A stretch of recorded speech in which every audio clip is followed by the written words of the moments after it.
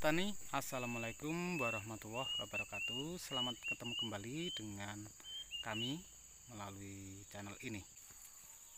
Dalam satu pokok tanaman ada saling keterkaitan antara jumlah pelepah, jumlah tandan, ukuran tandan, serta diameter batang dan bagaimana media itu kita kelola. Inilah yang menentukan tanaman ini bagaimana perkembangan dan normalitas pembuahan pada tanaman kelapa sawit.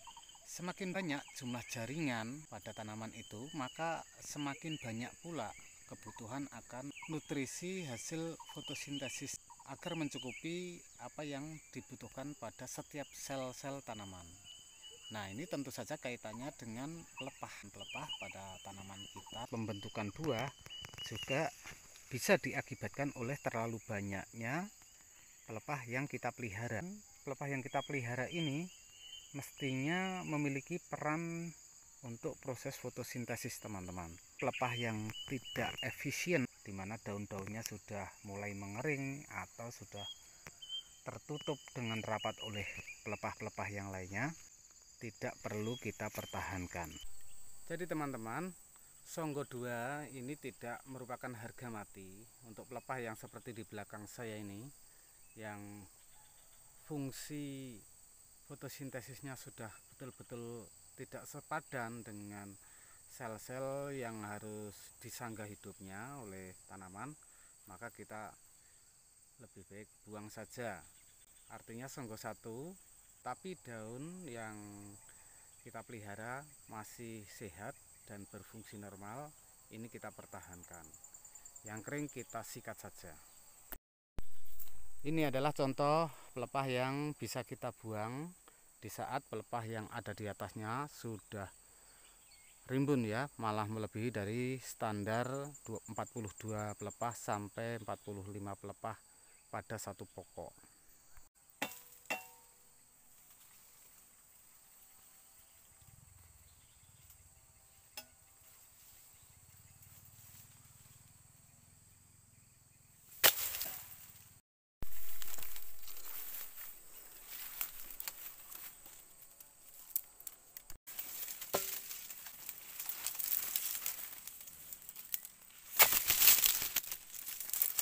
Ini juga sudah tertutup oleh lumut kerak semua, sedangkan bagian atasnya pelepahnya sudah banyak,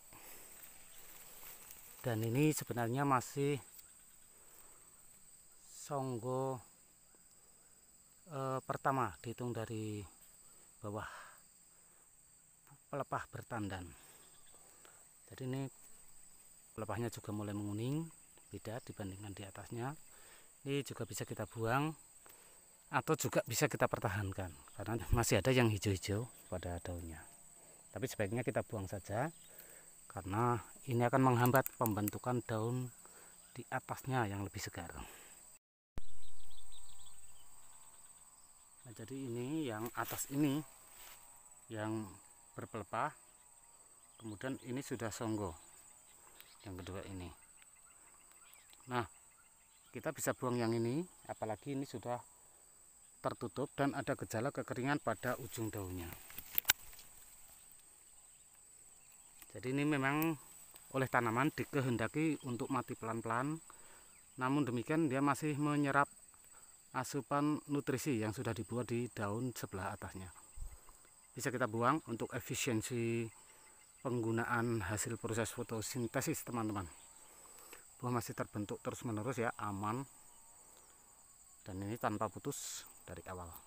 Demi efisiensi fotosintesis, kalau saya potong, sisakan Songgo 1. Namun apabila kita tetap melakukan Songgo dalam jumlah 2, sedangkan pelepah paling bawah yang kita pelihara ini sudah tidak efisien dalam melakukan proses fotosintesis, ini hanya menghabiskan makanan. Akibatnya nutrisi yang semestinya digunakan untuk membentuk buah-buah baru pada tanaman ini akan sebagian teralihkan, sehingga dalam kebutuhan untuk membentuk buah-buah yang baru akan mengalami kekurangan.